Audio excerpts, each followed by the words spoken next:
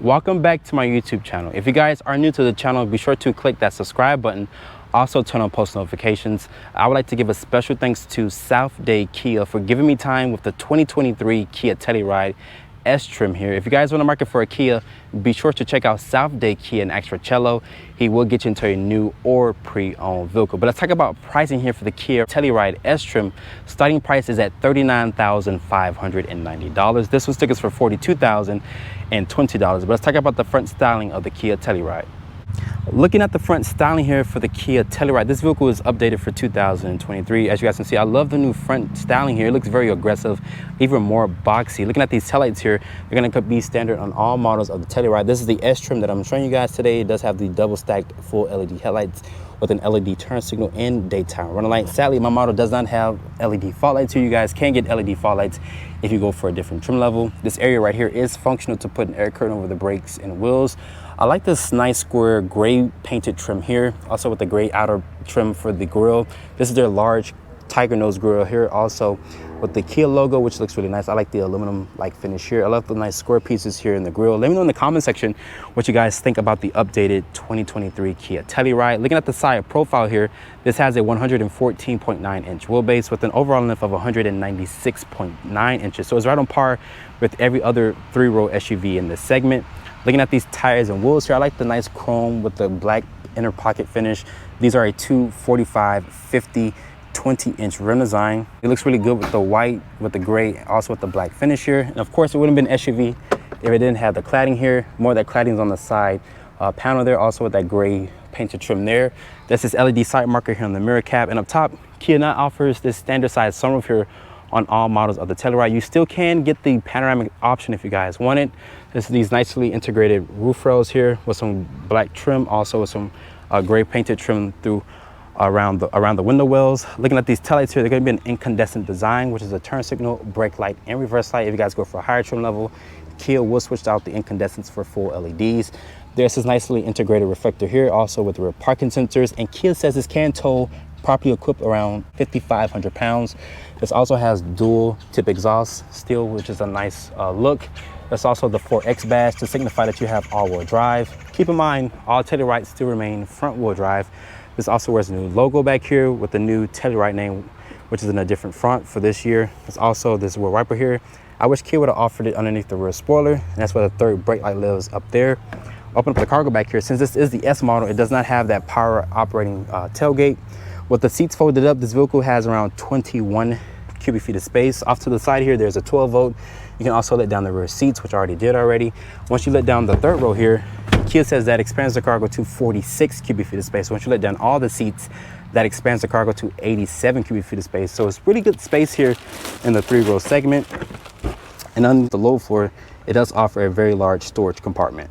Sitting in the interior of the refreshed 2023 Kia Telluride, as you guys can see, I love this updated interior here. My model is complemented by this black interior with the white exterior. These are two 12.3-inch displays. It does support Apple CarPlay and Android Auto. It's not wireless. You still have to use the wire, which is located in the center area right here. But we're going to shut the door of the Kia Telluride. The door sounds very solid. To start up the vehicle, you guys know, put your foot on the brake and press the start stop button right there. You're greeted by, like I mentioned, these two 12.3-inch displays. Let me unlock my iPhone 14 Pro Max here. There's also a wireless phone charger in there as well. And as you guys can see, look at the Google Maps here, guys. It takes up the full 12.3-inch display. As you guys see, very large display. And I like the nice bright screen that it offers here for the Apple CarPlay. You can customize the screen in front of you by pressing this button here on the steering wheel. It does show your driver information, also a compass, your tire pressure, and your digital speed once you switch it down out of the tire pressure mode. The steering wheel does have this very thin rim, but it is nice to hold in your hands. Some nice high quality leather and stitching. Always for your driver's assistance tech. Your volume controls are here. This also wears the new Kia logo. Some full like stitching around the airbag cover. I'm not a big fan here of this multi-spoke steering wheel. I wish Kia would have offered maybe a different steering wheel design here on the Telluride. Looking at the materials here on the door panel, is going to be a soft touch ejection molded plastic. It is automatic up and down for all four windows. I wasn't expecting that on the S trim. Over here is for your illumination, your hill descent control, your traction control is here. This is a manual tilt and telescoping wheel. It does offer a good amount of range and adjustability. That's the headlight and turn signal stock. The wind wiper stock is there. The materials on the dashboard are going to be a soft touch ejection molded plastic. I love the dash now on this vehicle. It's going to be very low. The infotainment system does not eat into your visibility like on the previous models. There is 3 air vents here with some physical hard buttons. This also has dual climate control with 3 level heated seats. You guys can go for cool seats if you go for a different trim level. There's also a type C port, type A port. Like I mentioned, there is a wireless phone charger. It does fit my iPhone 14 Pro Max. Putting the vehicle into reverse, it does reveal a backup camera with trajectory with distance markers. This also has rear parking sensors, but not front parking sensors. Kicking it down into drive over to the left, this does house the 8-speed automatic transmission. You can also shift your own gears. Nice leather around the shifter here. Let me turn these heated seats off because they got hot really quick. This also has the all-wheel drive. You can lock the center diff if you would like. There's an eco mode, snow, comfort, sport, and smart. So it's 5 different drive modes here. In the Telluride, there's an automatic start-stop button, your parking sensors, auto hold, electronic parking brake. A lot of gloss black trim throughout this vehicle here. The center armrest is going to be nice and padded with this nice stitching. Open it up. It does reveal a good amount of storage in there, also with this removable tray. The seats in here, they're supportive and comfortable. I love the nice headrests here. They're not aggressively bolstered. That's not what the seats are designed for. They're really designed for comfort. And above me, there's a standard size sunroof that you guys can get available now on the S trim. You still can get the dual panoramic sunroof if you guys would like. The lighting in the cabin is going to be a LED. There's also the sunglass holder here, and there's a control to open up the sunroof. And there is the Kia Connect system here, also with the SOS button. Let's look at the Kia interface here. Kia calls this the Kia Connect system. It's very responsive and very snappy. As you guys see, the screen is just freaking large here. And I love how much the Apple CarPlay takes up the complete screen. But looking at the glove compartment here, it does offer a lot of storage. There's some dark like trim in here, which looks really nice. It kind of gets lost in the sea of black throughout this interior, but if you go for a different interior color combination, if you guys would like. Getting into the second and third row of the Kia Telluride, as you guys can see here, the door opens at a very large angle so you can access the second and third row, especially if you're trying to put your child back here or a child seat. And Kia does give you this nice grab handle. But getting back here, this vehicle does have a good step-in height because it's an SUV, of course. I do have plenty of foot space underneath the seat here. Kia says this has 42.4 inches of rear legroom space. There is 2 mat pockets back here for storage. As you guys know, this is a Kia Genesis and Hyundai thing with the USB ports in the seat backs. There's 2 cup holders here. There's also a 12 volt, and above me, there's your own set of climate controls here. And there's the air vents. There's also this grab handle, and this also has a full LED interior lighting in the vehicle. The captain's chairs are very supportive and comfortable. I like the nice lockable armrest here. You can lock it into place. If you guys want to take it out of that lock, just drop it down there. There's also these hangers back here so you guys can put some things. And the seat does slide forward and back to give the third row passengers some more space. But getting into the third row real quick, Kia does give you this button up top here that you can press, and the seat will slide forward. But getting back here, I'm going to move the seat up too so you guys can see how much space I get. But let me shut the door, and I'm going to bring this seat all the way back. And as you guys can see, I do have plenty of foot space underneath the second row here. Kia says this has 31.4 inches of rear legroom space. There's also this large window here, just in case you guys get claustrophobic on a long road trip. And above, there's going to be rear air vents. And there's this little motion sensor here, so you guys leave your dog or your children back here, the vehicle will notify you. There's also 2 USB ports, but also with 4 cup holders in total.